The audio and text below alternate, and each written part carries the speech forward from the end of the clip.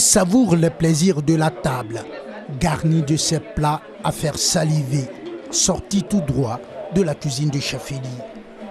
L'ambiance arrosée de vin est bon enfant, dans un décor tout aussi gai. À 37 ans, Eli, le maître des lieux, est un fou de la cuisine. Plein d'imagination et créatif, Eli commence même à bousculer les grands restaurateurs d'Abidjan, capitale économique de la Côte d'Ivoire. Je suis à l'aise, le repas il est très bon et il n'y a rien à dire. À vrai dire, ce que je vis là, on ne peut pas expliquer. Je pense que ça se vit. Au four et au moulin dans son entreprise, Eli n'est jamais loin de ses clients et de leur satisfaction qui, dit-il, est sa raison d'être. J'ai ouvert cette maison de traiteur, donc on appelle traiteur bouche bée, avec une note assez spéciale, qui est quelque chose qui n'est pas encore réalisé sur Abidjan, qui est la table d'hôte que vous voyez bien sûr évidemment derrière moi. Pour lui prendre un peu plus de temps, rendez-vous lundi, son jour de repos. Comme tout le lundi, après quelques courses en ville tôt le matin, il regagne son appartement dans un quartier de la Riviera où nous avons rendez-vous. C'est ici, dans cet univers où quasiment tout transpire le luxe, que Chef Eli a bien voulu accepter de lever un coin de voile sur sa trajectoire. Jeune certes, mais pas rectiligne. Je suis revenu en Côte d'Ivoire, vraiment sans vous mentir, brisé et cassé, obligé d'accepter que c'était un échec. Échec dans le sens où ce que moi j'avais prévu, je ne l'avais pas accompli.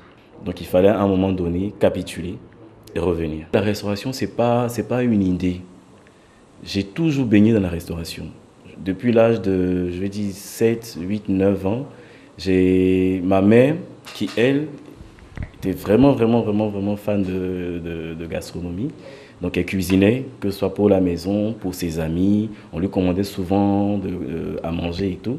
Donc très petit, c'est elle, avec elle, que j'allais souvent au marché. Je faisais les courses avec elle, je rentrais à la maison, je cuisinais. L'aventure en Afrique du Sud, à Dubaï, en France, n'ayant pas tenu leur promesse de répondre aux aspirations du jeune homme, il y revient sur les bords de la lagune ébriée, les mains vides, à la limite du désespoir, mais il ne franchit pas le pas. Mon projet en mai, je commence à faire le tour de mes acquis, de ce que moi j'appelle de mes assurances.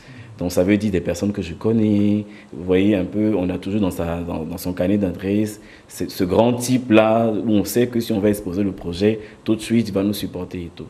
Il y avait personne à qui le projet vraiment parlait, vous voyez. Donc je dois le démarrer seul.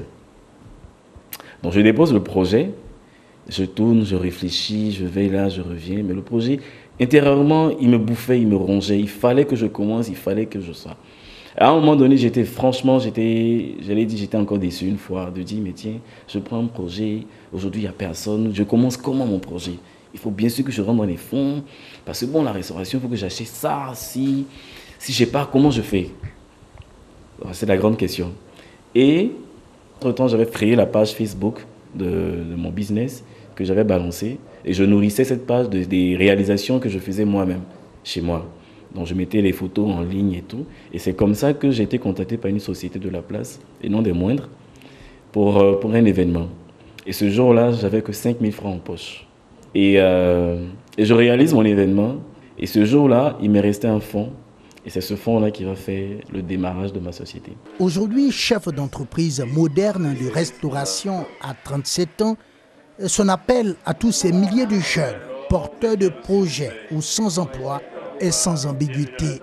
Nous sommes maîtres de notre destin, nous sommes nous-mêmes. Donc si vous avez un projet, n'hésitez pas, commencez là où vous êtes. Si j'ai pu moi le faire avec 5 000 francs en poche, c'est dire que vous êtes aussi capable de le réaliser, vous êtes aussi capable de le faire. Alors que beaucoup le présentent comme un cas de réussite, Chef Eli ne tarit pas de projets et de rêves. Surtout le rêve d'écrire son nom dans le livre d'or des grands restaurateurs de la Côte d'Ivoire et aussi dans la mémoire des amateurs des plaisirs de la table.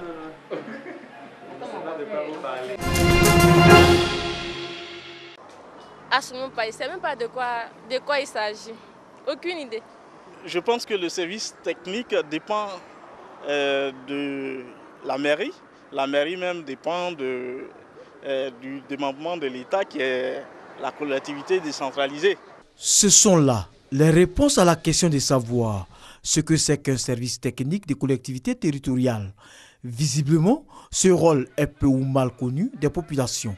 Et pourtant, nous sommes ceux-là même qui mettent en œuvre ce programme de campagne ou de programme de développement de communes. C'est ça le rôle des DT, des directeurs techniques. Nous ne sommes pas là pour réparer, mais nous sommes là pour exécuter, nous sommes là pour faire plaisir aux populations. Chevilles ouvrières des collectivités territoriales ou locales, les services techniques ont à charge la construction des écoles, des centres de santé et bien des choses. Un rôle fort important qui pourrait l'être davantage si les responsables de ces services travaillaient en réseau, d'où la création du RIDISCOT, le réseau ivoirien des directeurs et chefs des services techniques. Un réseau présenté aujourd'hui à la presse nationale. Nous sommes tous des fonctionnaires mis à la disposition des collectivités et nous ne nous connaissons pas tous à la fois. Il est bon qu'on s'unisse, qu'on se connaisse, qu'on partage nos expériences pour que nous soyons plus forts. Fort de 198 communes de Côte d'Ivoire, le RIDISCOT, à peine né le 31 mars 2017, ambitionne de développer une collaboration sur le plan international pour assurer des services de plus grande qualité. Si la Bissa aujourd'hui a cette notoriété et l'une des rencontres culturelles les plus en vue en Côte d'Ivoire, c'est bien grâce à l'implication des partenaires. En leur remettant ces trophées et diplômes ici au Palais Royal de Grand Bassam, le comité d'organisation de la Bissa veut leur traduire sa reconnaissance pour leur soutien incommensurable. Cette cérémonie correspond à un double objectif. Le premier objectif, c'est de leur dire merci.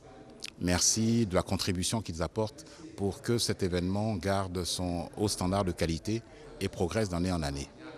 La deuxième raison pour laquelle nous leur disons merci, c'est qu'ils comprennent aussi l'importance de respecter la culture. Car dans l'organisation de cet événement, nous avons un certain nombre de contraintes qui sont liées à la nature même de l'événement et à sa profondeur culturelle. Et pour des entreprises qui ont des objectifs commerciaux, des objectifs de rentabilité, il n'est pas toujours évident d'accepter ces contraintes-là. Satisfaits de cette marque de reconnaissance, les différents partenaires se sont engagés à faire encore plus pour que cet événement qui a dépassé les frontières ivoiriennes devienne l'une des rencontres culturelles les plus prisées du continent. En marge de cette cérémonie de récompense des partenaires, le comité Abissa, en collaboration avec Côte d'Ivoire Tourisme, a fait une conférence sur le thème « L'insertion professionnelle des jeunes par le tourisme ». La Côte d'Ivoire, c'est un très beau pays. Il a, on va dire, une potentialité touristique, en parlant de la région, je vais vous parler un peu de mon coup de cœur, la région de Grand Bérébi. Et c'est magnifique là-bas, les plages qu'on a là-bas et tout. C'est vraiment, et puis les gens sont très accueillants, mangent bien. Je vois très bien l'avenir économique de la Côte d'Ivoire dans le tourisme. Pour les initiateurs de cette rencontre, le tourisme, en plus de participer au développement économique d'un pays, génère beaucoup d'emplois. C'est pourquoi ils exhortent les jeunes à s'intéresser à ce secteur. Nous avons créé au bout de 2 ans un peu plus de 130 000 emplois directs. Et ça, les Ivoiriens ignorent souvent. Mais on a besoin de cette jeunesse, de ce dynamisme pour apporter un plus, une valeur ajoutée à ce métier, au métier du tourisme. L'une des attractions de cette journée du vendredi, c'est l'entrée des chefs traditionnels à la place Abissa. La journée des chefs, c'est symbolique parce que le roi sort samedi et autour du roi, c'est les chefs qui sont là. Alors les chefs aujourd'hui, vendredi, c'est comme on vient préparer le terrain pour attendre la deuxième sortie du roi. Gardien de la tradition, cette journée dédiée aux chefs traditionnels a eu pour thème la bonne gouvernance, gage d'une gestion harmonieuse.